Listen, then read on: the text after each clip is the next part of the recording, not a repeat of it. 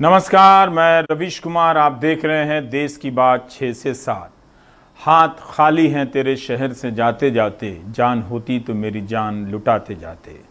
अब तो हर हाथ का पत्थर हमें पहचानता है, उम्र गुजरी है तेरे शहर में आते जाते।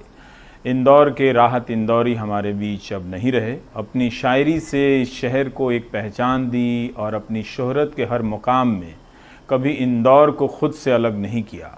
आज वे उस इंदौर अपने लाखों चाहने वाले पाठकों को अलविदा कह गए। एक शायर की ज़िंदगी का हिसाब किताब आप चलते फिरते यूं ही टीवी के कार्यक्रम में नहीं कर सकते हैं, लेकिन वो थे मिजाज से बहुत ज़िद्दी। ऐसा लगता था कि दुनिया से अपनी शायरी में ही जाकर भिड़ गए हैं और लिखते हैं कि मज़ा चखा के ही माना हूँ मैं भी दुनिया को, समझ रही थी कि ऐसे ही छोड़ दूंगा दुनिया को। उनके ही शेर हैं जिस पर काफ़ी तालियां बजी, हर महफ़िल की शान रही। हर महफ़िल में वो सुनाते थे। राहत साहब का मशहूर से शेर आपको याद आ गया होगा कि उनकी रगों में एक तरह से एक हिंदुस्तान दौड़ता था और जिसे वो किसी को हाथ लगाने नहीं देना चाहते थे। वो हिंदुस्तान उन्हें इतना प्यारा था कि कोई हाथ लगा दे ये उन्हें मंजूर नहीं था। और आगे कहते हैं कि अपनी पहचान मिटाने को कहा है। कहते हैं, लिखते हैं कि अपनी पहचान मिटाने को कहा जाता है, बस्तियां छोड़कर जाने को कहा जाता है। जान थोड़ी है अगर खिलाफ है होने दो, जान थोड़ी है अगर कोई खिलाफ है होने दो। यह सब धुआं है कोई आसमान थोड़ी है, लगेगी आग तो आएंगे घर कई जद में, यहाँ पर सिर्फ हमारा मकान थोड़े ही है। हमारे मुंह से जो निकले वही सदाकत है, हमारे मुंह में तुम्हारी जुबान थोड़ी है। मैं जानता हूं कि दुश्मन भी कम नहीं हैं, लेकिन हमारी तरह हथेली पर जान थोड़ी ही है। जो आज साहिबे मसनद हैं कल नहीं होंगे, किराएदार हैं जाती मकान थोड़ी है। सभी का खून है शामिल यहाँ की मिट्टी में, किसी के बाप का हिंदुस्तान थोड़ी है। आवाज़ तो बुलंद थी ही, मगर अंदाज में जो आग थी, ज़माने से ऐसी आग किसी शायर में नहीं देखी गई। कहता हूं कि सबकी पगड़ी को हवाओं में उछाला जाए, सबकी पगड़ी को हवाओं में उछाला जाए। सोचता हूं कोई अखबार निकाला जाए, सबकी पगड़ी को सबकी पगड़ी को हवाओं में उछाला जाए। क्या मिसरा लगा दिया साहब। सोचता हूं कोई अखबार निकाला जाए, सोचता हूं कोई अखबार निकाला जाए। साहब पी के जो मस्त हैं उनसे तो कोई खौफ नहीं। वाह। पी के जो मस्त हैं उनसे तो कोई खौफ नहीं, पी के जो होश में है उनको संभाला जाए। पी के जो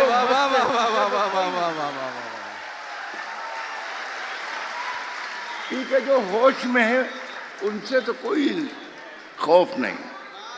मैं ये कह रहा हूं कि पी के जो मस्त हैं उनसे तो कोई खौफ नहीं, पी के जो होश में हैं उनको संभाला जाए। आसमां ही नहीं, एक चांद भी रहता है यहाँ। हाय हाय हाय हाय हाय। सब जानते हैं मैं क्या कहने जा रहा हूं। आसमां ही नहीं, पी के जो होश में है उनको संभाला जाए। आसमां ही नहीं, एक चांद भी रहता है यहाँ, भूल कर भी कभी पत्थर ना उछाला जाए। हाय हाय हाय। वाह वाह वाह वाह वाह वाह। आसमां ही नहीं, एक चांद भी रहता है यहाँ। राहत इंदौरी अब हमारे बीच नहीं हैं। उन्हें कोविड हो गया था, कुछ दिनों से बीमार थे, अस्पताल में भर्ती थे। लेकिन आपने उन्हें देखा कि उनके परफॉर्मेंस में, उनके प्रदर्शन में सिर्फ शायरी नहीं थी, एक किस्म की कलाकारी थी जो ख़ास वाक्य पे पहुंचकर वो जिस अंदाज में अपनी आवाज़ को बदल लेते थे और भारी कर लेते थे। जैसे वो जब जोर देते थे कि लगेगी आग तो आएंगे सभी जद में, ये किसी के बाप का हिंदुस्तान थोड़ी है, तो जब वो बाप पे जोर देते थे तो तालियां हजारों लाखों की संख्या में उठ पड़ती थीं और उसकी गड़गड़ाहट से पूरा माहौल बदल जाता था। और अपनी शायरी में वो हिंदुस्तान को बहुत प्यार करते थे और उसे इजहार करने में भी किसी तरह के अगर और मगर लगाकर उस प्यार को इजहार नहीं करते थे। बिना शर्त मोहब्बत उन्हें इस मुल्क से और इस मुल्क की मिट्टी से थी। अनुराग द्वारी हमारे साथ हैं। अनुराग, हम यही जानना चाहते हैं कि इंदौर और राहत इंदौरी के रिश्तों पर अगर आप कुछ बता पाएँ कि वो शहर राहत इंदौरी पर कितना गुमान करता था या सिर्फ राहत इंदौरी ही थे जिन्हें सिर्फ अकेले इंदौर पर गुमान हुआ जाता था। रवि जी, आपको याद होगा कुछ दिनों पहले हमने एक तस्वीर दिखाई थी रानीपुरा मोहल्ले में, जब स्वास्थ्य कर्मियों पर कुछ लोगों ने हमला बोला था। राहत साहब का बचपन चूंकि रानीपुरा में ही गुजरा था और उसके बाद इस बड़े शायर ने लिखा कि दिल करता है कि जाकर उनके पैर पकड़ूं, माथा रगड़ूं, नाक रगड़ दूं और कहूं कि ये आसमानी आफत है, ये लोग फरिश्ते हैं। और मुझे दुख इस बात के लिए ज्यादा है क्योंकि मैं उसी रानीपुरा मोहल्ले में पैदा हुआ। राहत साहब का जो परिवार है वो देवास से इंदौर आया था और बचपन में उनका जो नाम था वो कामिल था। किसी को शायद ही इल्म होगा कि देवास से इंदौर आने वाला शख्स जिसके पिता ने शहर में ऑटो चलाया, मिल में काम किया, बहुत मुफलिसी में उनका जो पूरा बचपन गुजरा, वो कभी भोपाल भी आएंगे, बरकतुल्ला यूनिवर्सिटी से एमए करेंगे और उसके बाद अपनी शेरो शायरी से ऐसी राहत देंगे जो सिर्फ इंदौर, भोपाल, मध्य प्रदेश नहीं पूरे देश और दुनिया की होगी। 3-4 दिनों से उनकी तबीयत बहुत ज़्यादा ख़राब चल रही थी और परसों एक निजी अस्पताल से उन्हें अरबिंदो में भर्ती कराया गया था। आज ही उनकी कोरोना रिपोर्ट पॉजिटिव आई थी। जो वहाँ के डॉक्टर हैं वो बता रहे थे कि बहुत हालत ख़राब थी उनकी। वैसे भी उनको कुछ संबंधी फेफड़ों में उनको दिक्कत थी, उनके दिल में दिक्कत थी, डायबिटीज़ बहुत बढ़ा हुआ था। और आज बमुश्किल उन्होंने नाश्ता किया था जब अस्पताल के कर्मचारियों ने उनसे गुजारिश की, लेकिन 4:30-5 बजे के आसपास उन्हें दिल का दौरा पड़ा और उन्हें वेंटिलेटर पर रखा गया, लेकिन बचाया नहीं जा सका। तो जब आप जिक्र कर रहे थे मुझे भी बार बार उनका वही शेर याद आता है रवीश जी, जब वो कहते हैं कि अगर खिलाफ है हो जाने दो, जान थोड़ी है, ये सब धुआं है, कोई आसमान थोड़ी है। लगेगी आग तो आएंगे घर कई जद में, यहाँ पर सिर्फ हमारा मकान थोड़ी है। तो इसी हमारे मकान के लिए तो रानीपुरा में कोई इतना बड़ा शायर लिखता है। उसका जो शेर कहने का तरीका होता है वो अलग होता है, उनके जो लफ्ज होते हैं, उनके जो शैली होती है वो अलग होती है और हमारे हर दिल में घर कर जाते हैं। और यही वो वजह है कि शायद जब कोई इतनी बड़ी शख्सियत इस तरह से जाती है तो उनके लिए बताने को शब्द नहीं मिलते जिनको आप सालों साल पढ़ते आ रहे हैं, और तब आपको रेफर करना पड़ता है कि उन्होंने क्या कहा था, क्योंकि आप इतने भरे हुए होते हैं कि शायद आप बोल नहीं पाते हैं। और शायद मेरी मनोदशा इस वक्त राहत इंदौरी साहब के बारे में जो सुबह उनका ट्वीट पढ़ा और अभी पता लगा, तो शायद मैं उसी दौर से गुजर रहा हूँ जो शायद मेरे पास शब्द नहीं आ रहे कि मैं राहत साहब के बारे में कैसे कहूँ, कितना कहूँ।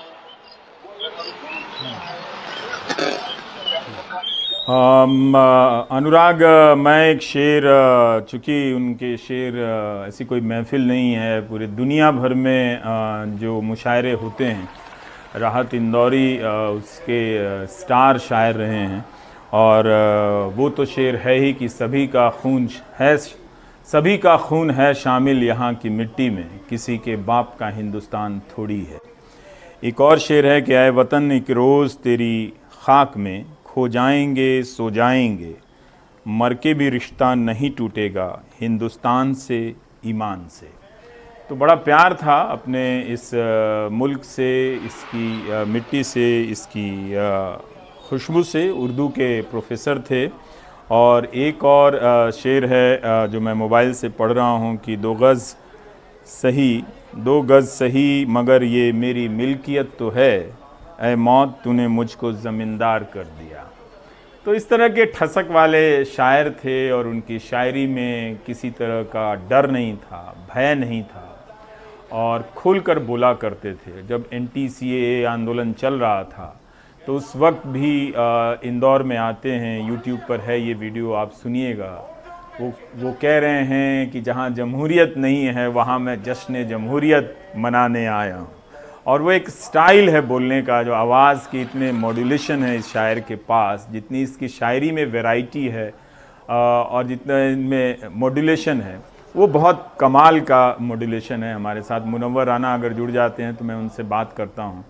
पर अनुराग, मैं थोड़ा सा जानना चाहता था कि एक शायर इतना बड़ा हो जाता है अपने शहर की पहचान के साथ। हम अपने शायरों को इन्हीं तखल्लुस से तो जानते हैं कि कोई अमरोहा का है, कोई कहीं का है, कोई दिल्ली का है, कोई लखनवी है, कोई गोरखपुरी है, और इसी के बीच में ये पूरे मध्य प्रदेश से मुझे लगता है, और भी माफ़ कीजिएगा, शायर होंगे जो मध्य प्रदेश के किसी शहर का नाम अपने नाम के आगे पीछे जोड़ते होंगे। राहत इंदौरी कहलाए।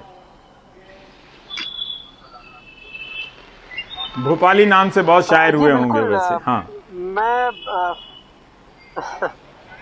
जी भोपाली नाम से हुए ही हैं, और बशीर साहब का ये शहर है भोपाल, बशीर बद्र यहीं रहते हैं। और इत्तेफाकन आपको याद होगा 1 साल पहले जब हमने उनका इंटरव्यू किया था, वो भी उनको याद नहीं रहती चीज़ें, बहुत ज़्यादा बोल नहीं पाते। लेकिन आपने सही कहा कि जिस तरह से पहचान लोगों की होती है अपने शहर के नाम से, और राहत साहब इंदौर के नाम से ही जाने जाते थे।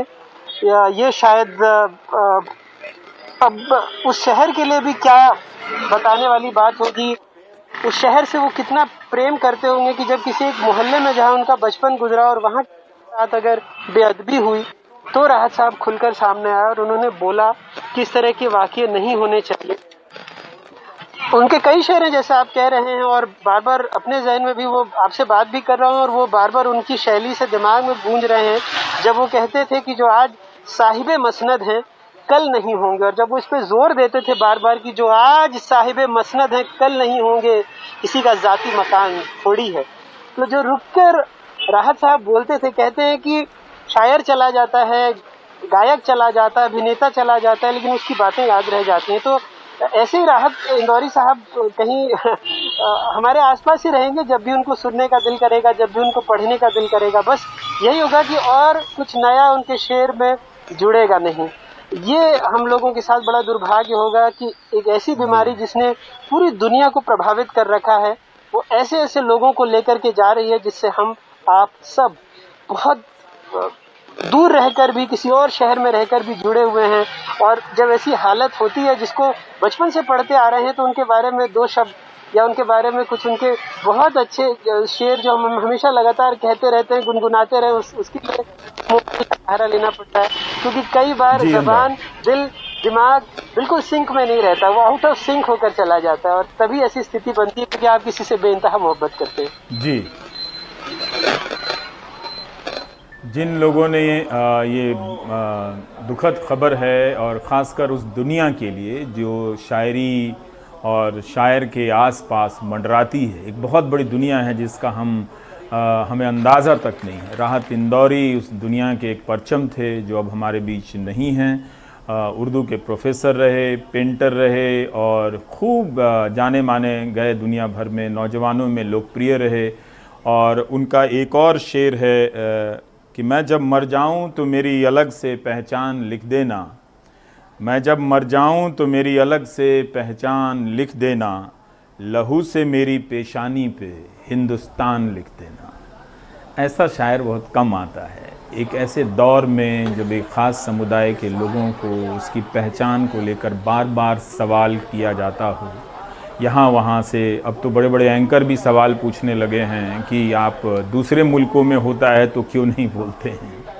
तो एक तरह से जो लगातार उसकी पहचान पर हमला हो रहा हो, और वहाँ एक शायर के पास पहले से रची गई शायरी और उसके बाद जवाब में वो अपनी शायरी रचता हो और जवाब देता हो कि उसकी शायरी में हिंदुस्तान कितना है, उसके जिस्म से तो अलग, वो ख्वाब तो छोड़ ही दें, उसकी शायरी से आप हिंदुस्तान नहीं निकाल सकते।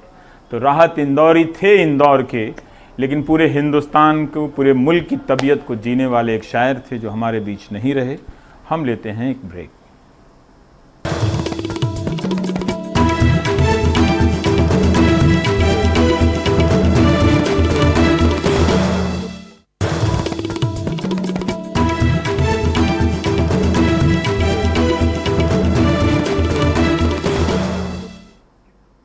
क्या यूपी में अपराधी बेलगाम हो गए हैं? आज पश्चिम उत्तर प्रदेश के बागपत में बीजेपी के ही पूर्व जिलाध्यक्ष संजय खोखर की गोली मारकर हत्या कर दी गई। यही नहीं, जब केंद्रीय मंत्री सत्यपाल सिंह मृतक के परिवार से मिलने पहुंचे तो अपने जिले का हाल इस तरह से बयां किया जैसे यूपी में किसी दूसरी पार्टी की सरकार हो। एनकाउंटर के दम पर अपराध काबू में करने का दावा करने वाली योगी सरकार के रहते आखिर बागपत में अवैध हथियारों की भरमार कैसे हो गई? खुद बागपत के सांसद और केंद्रीय मंत्री सत्यपाल सिंह ने कहा कि बागपत में अवैध हथियारों की भरमार हो गई है। गुंडा बदमाश किसी पार्टी का नहीं है, उन पर कार्रवाई की जाए। और एक सप्ताह पहले बागपत के बावली में अवैध हथियार पकड़े गए थे और मामला रफा दफा कर दिया गया। ये आरोप बीजेपी के सांसद सत्यपाल सिंह की लगा रहे हैं। योगी सरकार में अवैध हथियार पकड़े जाने का मामला रफा दफा किया जा रहा है। उन्होंने तो यह भी कहा कि अपराधियों को बचाकर दूसरों को आरोपी बनाया जा रहा है। ऐसी नाइंसाफी, वो भी राम राज्य में, वो भी जब नए भारत का उदय हो चुका है। ये सब हो रहा है यूपी में कि अपराधियों को बचाकर दूसरों को आरोपी बनाया जा रहा है। क्या राम जी बर्दाश्त करते? कोई भी अपराधी हो, किसी भी पार्टी के हों, किसी भी गांव के हों, किसी के भी रिश्तेदार हों, सबसे पहले तुरंत उनको गिरफ्तार करना चाहिए। केवल एक गिरफ्तारी से बात नहीं बनेगी। जो भी गुंडे तत्व हैं यहाँ पर क्षेत्र के अंदर, सबके खिलाफ सख्त कार्रवाई की जाए। तो आपने देखा कि पता चले कि यूपी में क्या हो रहा है इन बयानों से। अगर अपराधी को बचाकर दूसरों को आरोपी बनाया जा रहा है तो ये खेल कितना खतरनाक है। हम आगे आपको यह भी बताना चाहते हैं कि किस तरह से सत्यपाल मलिक कह रहे हैं कि जब बीजेपी के जिलाध्यक्ष की इस तरह से हत्या कर दी जा रही है। कमाल की ये रिपोर्ट देखिए।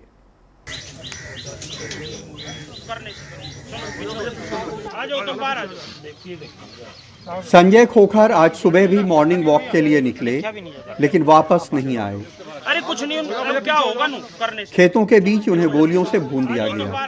एक गोली सीने पे और दूसरी उनके सिर पे लगी। मौके पे ही उनकी मौत हो गई। 4 लड़के हैं और 4 को तो पहचानते हैं क्योंकि उनके घर का आदमी साथ में था, और 2 आदमी ऐसे हैं जिनको नहीं पहचानते हैं।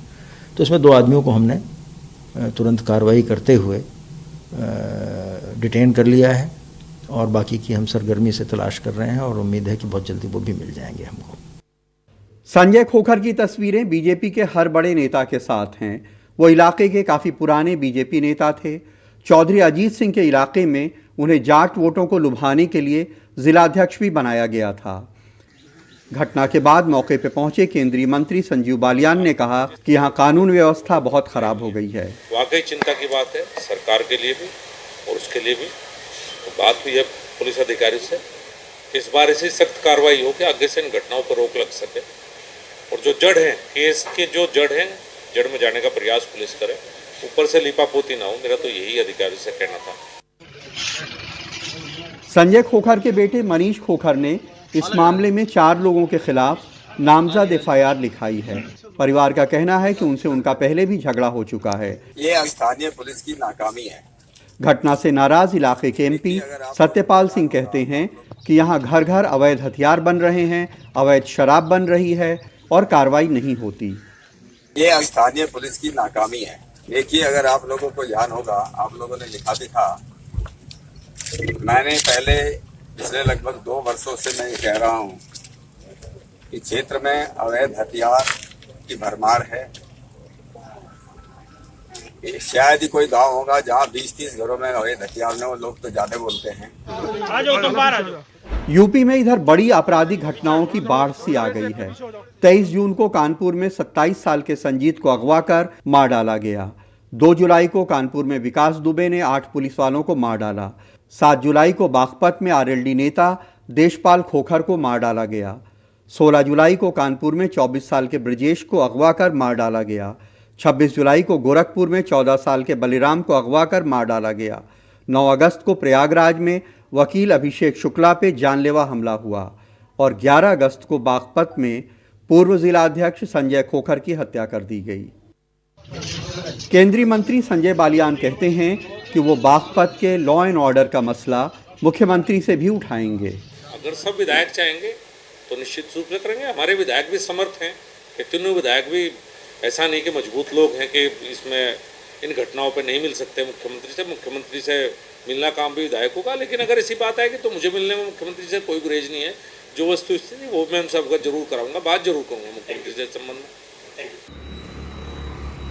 ये सब सिर्फ आरोप नहीं हैं, बल्कि ये सारी घटनाएं पुलिस के रिकॉर्ड में दर्ज हैं, जिन पे मुकदमे चल रहे हैं, बड़ी बड़ी जांचें हो रही हैं।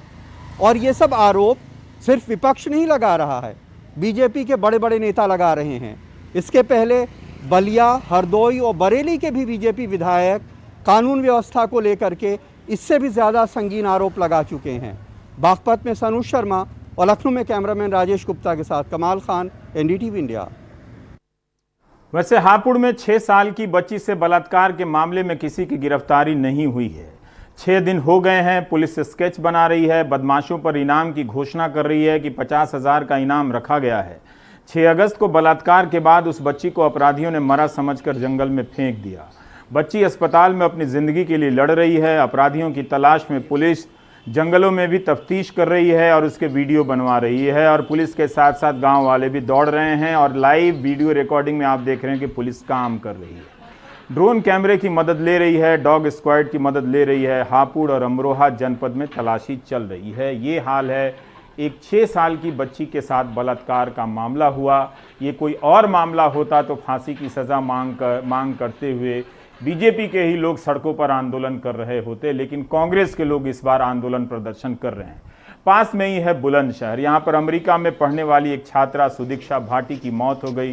पुलिस का कहना है कि सुदीक्षा की सड़क दुर्घटना में मौत हुई है, मगर परिवार वालों का कहना है कि सुदीक्षा के साथ कोई छेड़खानी कर रहा था। I feel extremely blessed and honored to be standing here today as the valedictorian. Greater Noida के डेरा स्कैनर गांव की रोल मॉडल नहीं रही, इसलिए पूरा गांव शोक और सदमे में है। चाय की दुकान चलाने वाले जितेंद्र भाटी के परिवार पर तो जैसे गमों का पहाड़ टूट पड़ा है। 6 बच्चों में उनकी सबसे बड़ी बेटी सुदीक्षा सोमवार को बुलंदशहर में अपने मामा के यहाँ जा रही थी, तभी सड़क हादसे में उसकी मौत हो गई। सुदीक्षा के चाचा का कहना है कि हादसे के वक्त वो और सुदीक्षा का भाई बाइक पर उसके साथ थे। हादसा छेड़खानी के चलते हुआ। घटना पे जब हम जा रहे थे तो पीछे से बाइक आई, एक बुलेट बाइक थी। उन्होंने 1-2 किलोमीटर हमारे पीछे भी आगे पीछे किया। वो स्टंट से करने लगे और छेड़खानी किसी वो करने लगे। हमने बाइक अपनी थोड़ी सी आगे करी, उन्होंने पीछे करी। आगे पीछे करते हुए ऐसे फिर हम थोड़ी सी आगे निकले। निकलते ही उन्होंने फिर पीछे से रोकते बाइक बहुत तेज़ से लाके एकदम आगे ब्रेक मारे। हमने भी ब्रेक मारे और हम गिर चुके थे। गिरने के बाद में सुदीक्षा के पीछे को गिरी, उसके सर में चोट लगी और वो बाइक लेके भाग चुके थे। बाकी गिरने के बाद में मैं भी कुछ ऐसे वो स्थिति में नहीं था जो मैं कुछ कर सकता था कैसे भी। बयान किसी ने लिया है, बयान किसी ने लिया है। 2 बार बाइक आगे पीछे 3 बार करी है, 2 किलोमीटर तक रास्ते में वो किया है। बच्चे रुके भी हैं, भाई भी, ये भी। तो 2 मिनट बाद ये चलते बोले निकल गए होंगे, तो वो नहीं निकले, आगे खड़े थे। आगे से दोबारा बाइक उन्होंने दौड़ाई है जब ये काम किया है। सुदीक्षा के घर वाले जिन लड़कों पर आरोप लगा रहे हैं, उनकी तस्वीरें हादसे से 3 किलोमीटर पहले सीसीटीवी कैमरे में कैद हुई हैं। घर वालों का कहना यह है कि जब वो यहाँ पर पहुँची तो उसके पीछे 2 लड़के जो करीब 1 किलोमीटर पहले से उसके पीछे आ रहे थे, लगातार स्टंट कर रहे थे और उसको गंदे इशारे कर रहे थे। उन्होंने यहाँ पर आकर अचानक सुदीक्षा की बाइक को ओवरटेक किया और ओवरटेक करने के बाद अचानक उन्होंने इमरजेंसी ब्रेक मारा, जिसके बाद सुदीक्षा की बाइक यहाँ पर गिर गई और सुदीक्षा की यहाँ पर गिरने के बाद वो जख्मी हो गई। और आप देखें कि बाइक के टुकड़े भी यहाँ पर पड़े हुए हैं। उसके बाद सुदीक्षा के भाई और चाचा उसको लेकर औरंगाबाद के अस्पताल में गए, जहाँ पर उसे मृत घोषित कर दिया गया।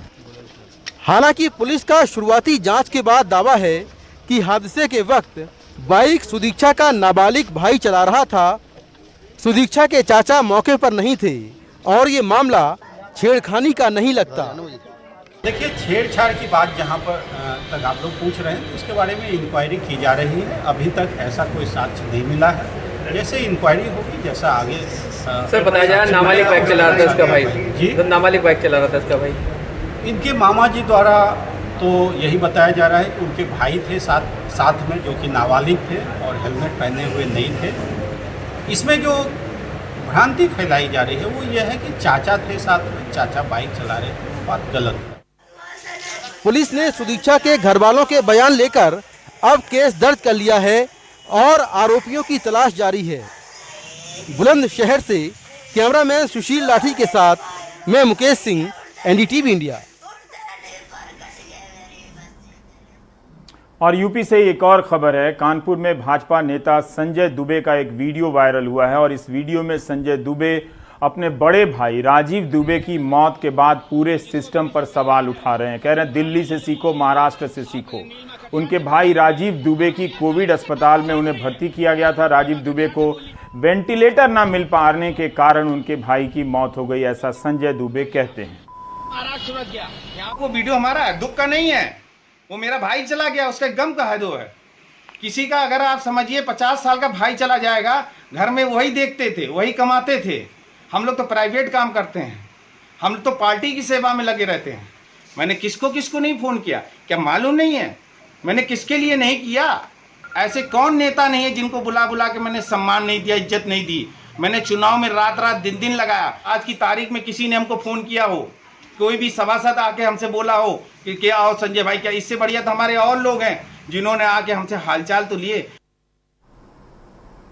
ये मौका कहने का नहीं है। संजय दुबे की शिकायत बहुत वाजिब है, लेकिन कार्यकर्ता तो सिर्फ अपने नेता को महान बनाता है, फिर जब प्रोपेगेंडा रचा जाता है उसके धुएं में खो जाता है। यही सवाल चुनाव के बाद अगर हर कार्यकर्ता अपनी पार्टी में पूछने लगे कि उसके ज़िले का इंतज़ाम कैसा है, तो अखबारों का भी काम थोड़ा आसान हो जाए जो गुलाम हो गए हैं। अब लेते हैं एक ब्रेक।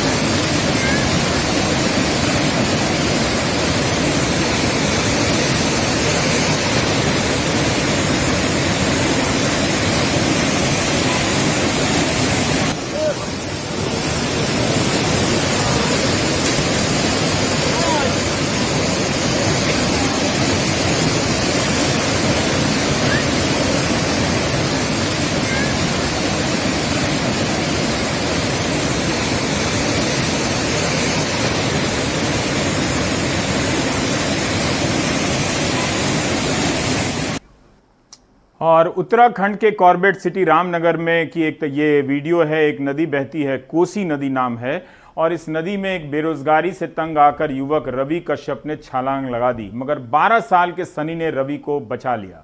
हम आपको बता दें कि कोविड के बाद बेरोजगारी समस्या तो है ही, भले सरकार ना माने, मगर इस तरह के कदम मत उठाइए। अगर आपको मानसिक परेशानी है तो कोई बात नहीं, चिकित्सक से संपर्क कीजिए। भारत सरकार ने मनोदर्पण नाम से एक वेबसाइट बनाई है, एक टोल फ्री नंबर है 844-844-0632 844-844-0632। इस पर फ़ोन करें। कई सरकारों की, राज्य सरकारों की हेल्पलाइन है। मानसिक अवसाद की स्थिति में मदद मांगिए और अपने आप को ठीक कीजिए। अब हम आगे बढ़ते हैं कि किस तरह से जब भी सरकार किसानों के लिए नीति बनाती है, पोस्टर में कितना सब कुछ सुंदर सुंदर बताती है, मगर उनकी समस्याएं वहीं की वहीं रह जाती हैं। सोहित की ये रिपोर्ट देखिए कि महाराष्ट्र में जनवरी से लेकर जून तक हर दिन 6 किसानों ने आत्महत्या की है। 1000 से ज्यादा किसानों ने आत्महत्या की है। ये सरकार की रिपोर्ट है। नासिक के दिंडोरी में रहने वाले दत्तात्रेय लबडे अंगूर की खेती करते थे। सिर पर 9 लाख रुपए का कर्ज था। उम्मीद थी कि इस बार फसल अच्छी होने पर कर्जे की कुछ रकम को वापस लौटा देंगे, पर फसल खराब होने और बाद में लॉकडाउन में काम का कोई दूसरा विकल्प नहीं होने से तंग आकर दत्तात्रेय ने आत्महत्या कर ली। परिवार वाले अब सरकार से मदद की गुहार लगा रहे हैं। कर्ज आणि सततची नापिकी। कर्जा, फसल ना उगना, नैसर्गिक आपत्ति और बैंक से आने वाले नोटिस की वजह से मेरे पिताजी ने आत्महत्या की। मैं सरकार से गुजारिश करता हूं कि हमारी कुछ सहायता करें। महाराष्ट्र में इस साल जनवरी से जून के बीच 1074 किसानों की आत्महत्या रिकॉर्ड की गई है, यानी रोजाना औसतन 6 किसानों ने अपनी जान ली है। किसान नेताओं के अनुसार आने वाले दिनों में हालात और खराब हो सकते हैं, तो वहीं इस मामले में विपक्ष भी सरकार को घेरती नजर आ रही है। कोरोना का इम्पैक्ट रूरल इकोनॉमी और एग्रीकल्चरल इकोनॉमी पे बहुत ज़्यादा पड़ा है, और जैसे ही किसानों के खर्चे खुलेंगे तो किसानों की आत्महत्याएं ज़्यादा होगी। अगर सरकार नीतिगत फैसला लेना चाहती है तो किसानों को कम से कम उसके सारे कर्जे माफ कर दे। पण महाराष्ट्रातल्या शेतकऱ्यांना कोरोना के दौरान सरकार की ओर से आर्थिक मदद नहीं मिलने से किसान आत्महत्या कर रहे हैं। जरूरत है कि किसानों को तत्काल 50,000 करोड़ की आर्थिक पैकेज मिले। महाराष्ट्र चुनाव के समय और उसके बाद भी सभी पार्टी के नेता किसानों के मुद्दे को उठाते नजर आए थे, पर किसानों की परेशानी अब भी बरकरार है। सरकार कहती है कि हालात सुधारने के लिए जो भी जरूरी होगा वो किया जाएगा। कोई किसान के दरवाजे पर कर्जे के लोन के वसूली के लिए कोई आदमी, कोई बैंक वाला नहीं पहुंचा। फिर भी ये सुसाइड का प्रमाण बढ़ रहा है। तो क्यों बढ़ रहा है? एक तो इस साल में फसल के दाम अच्छे दिए गए, कपास को 5,500 रुपये दाम मिला, पैडी को 2,500 रुपये मिला, और ये सब गवर्नमेंट ने परचेस किया। यह होते हुए भी अगर किसान सुसाइड कर रहा है तो हमें इसके बारे में गंभीरता से चर्चा करनी पड़ेगी। देश भर में जब कोरोना नहीं था तब भी किसानों की हालत इसी तरह से खराब थी। प्रशासन की ओर से जरूर कई सारी योजनाओं को शुरू किया गया हो, पर हकीकत यह है कि जमीनी स्तर पर किसानों को इससे ज्यादा फायदा होता हुआ नजर नहीं आ रहा। मुंबई से कैमरा पर्सन प्रवीण जिरोहित के साथ सोहित मिश्रा, एनडीटीवी इंडिया। बेंगलुरु में 50,000 दुकानें स्थायी रूप से बंद हो गई हैं। निहाल की रिपोर्ट देखिए। बेंगलुरु के बड़े बाजारों में चैन की नींद लगता है सिर्फ जानवरों के नसीब में है, क्योंकि यहाँ से ग्राहक नदारद, तो दुकानदारों की नींदें उड़ी हुई हैं। पहले तो चलता था, अभी तो भौनी होना मुश्किल हो गया। कुछ भी तो चल रहा नहीं, अभी भाड़ा भी देने के लिए हो रहा नहीं। ब्रिगेड रोड का बाजार सूना पड़ा है, वो बाजार जहाँ सुबह से शाम तक पैर रखने की जगह नहीं होती। देसी विदेशी ब्रांड्स की दुकानें इस बाजार की पहचान थी। यहाँ पे अभी फिलवक्त ब्रिगेड रोड पे जो है 25 दुकान बंद हो चुके हैं। जो बड़े बड़े ब्रांड है वो लोग बंद किए हैं, और 10 दुकान इधर 1 महीने के अंदर बंद होने के लिए तैयार हो रहे हैं। तो जैसा कि आपने देखा कि ये हाल ब्रिगेड रोड का है, कुछ ऐसे ही हालात इस शहर में तमाम जगहों पर देखने को मिल रहे हैं। कई दुकानें बंद हो चुकी हैं और कई बंद होने के कगार पर हैं, और जो खुली हुई हैं वहाँ ग्राहक नहीं हैं। बेंगलुरु शहर के किसी भी बाजार में आप जाएं, कुछ इसी तरह बंद दुकानें आपको दिख जाएंगी। एक अनुमान के मुताबिक अब तक 50 से 55 हज़ार के आसपास छोटी बड़ी दुकानें, होटल, रेस्टोरेंट्स बंद हो चुके हैं। दुकानों का भाड़ा भी कम किया गया है ताकि बाजार बंद ना हो।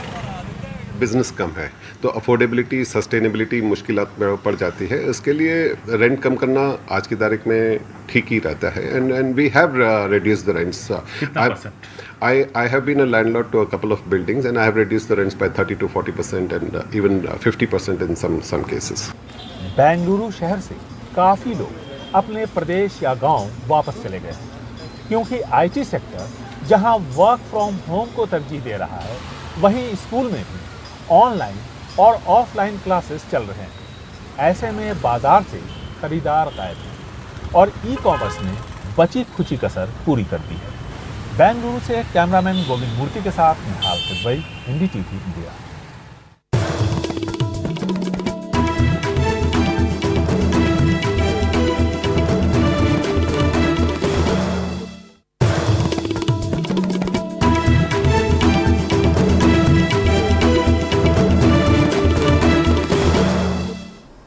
और और आप जानते हैं कि कोविड के कारण त्योहारों के भी रंग बदल गए। जन्माष्टमी में कितनी रौनकें हुआ करती थी, खासकर दिल्ली मथुरा के इलाके में, और मुंबई की तरफ आप देखें तो दही हांडी की रौनक तो नज़र ही नहीं आई, और इस पूरे कारोबार से जुड़े लोग कितने परेशान हो गए हैं।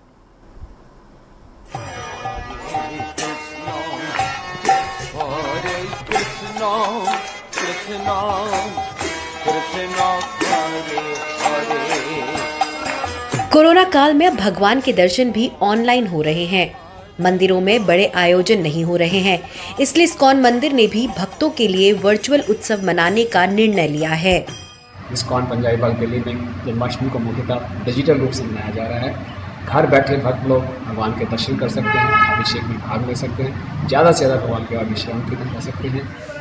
मुंबई के राधा कृष्ण मंदिरों के दरवाजे बंद दिखे, भक्त बाहर से ही शीश नवाकर लौटते नजर आए। मंदिर के अंदर सिर्फ हम और एक या दो भगत रहेंगे, बाकी किसी को मंदिर के अंदर परमिशन नहीं दी है। हमने सभी लोगों को हमने मना कर दिया है कि सभी लोग अपने अपने घर पे इस कृष्ण जन्मोत्सव को हर्षोल्लास से मनाएं। और कृष्ण जन्माष्टमी के अगले ही दिन मुंबई महाराष्ट्र में होते ही दही हांडी यहाँ के सबसे बड़े पर्व में से एक है। हजारों की भीड़ के बीच कई फीट ऊंची लटकी मटकी को फोड़ने वाले गोविंदाओं में जोश भरने के लिए बड़े स्टार्स भी पहुंचते थे। कोरोना ने इस जश्न पर भी ब्रेक लगाया है। मुंबई मेट्रोपॉलिटन रीजन में दही हांडी का आयोजन करने वाली करीब 1250 संस्थाएं इस साल दही हांडी उत्सव नहीं मना रही हैं। दही हांडी ना मनाए जाने से कुम्हार परिवारों को बड़ा झटका लगा है। यह है सबसे बड़ी बस्ती धारावी में बसा 13 एकड़ में फैला कुम्हारवाड़ा, जहां मिट्टी के बर्तन बनाने वाले लगभग 505 कुम्हार परिवार रहते हैं। पूरे शहर में मिट्टी के बर्तन की आपूर्ति यहीं से होती है, लेकिन पिछले 6 महीने से पूरा धंधा बंद है। दही हांडी का त्योहार फीका होने से हर कुम्हार को हजारों का नुकसान उठाना पड़ रहा है। इतना माल बना के रखा है, कोई हमारा कस्टमर नहीं आ रहा है, कोई दुकान में कोई गिराक नहीं आ रहा है, कोई आता ही नहीं। एक कुम्हार का कम से कम मेरे हिसाब से 30-40 हज़ार रुपये का नुकसान है, क्योंकि हर एक सीजन में बंदा कमाता है। घर का खर्चा कैसा चल रहा है ये मुझे ही मालूम है, और ये कोई रास्ता नहीं है, कोई त्योहार का माल बिकने के लिए राजी नहीं है। जिस बीमारी ने पूरी दुनिया की अर्थव्यवस्था को ही हिला दिया हो, वहाँ त्योहारों पर रोक से नुकसान की इस गहराई को समझना भी मुश्किल है। लेकिन जिनकी रोजी रोटी ही यही हो, उनके लिए ये दुख कोरोना के खौफ से भी कहीं ज्यादा बड़ा है। मुंबई से पूजा भारद्वाज के साथ दिल्ली से गीता जोशी, एनडीटीवी इंडिया।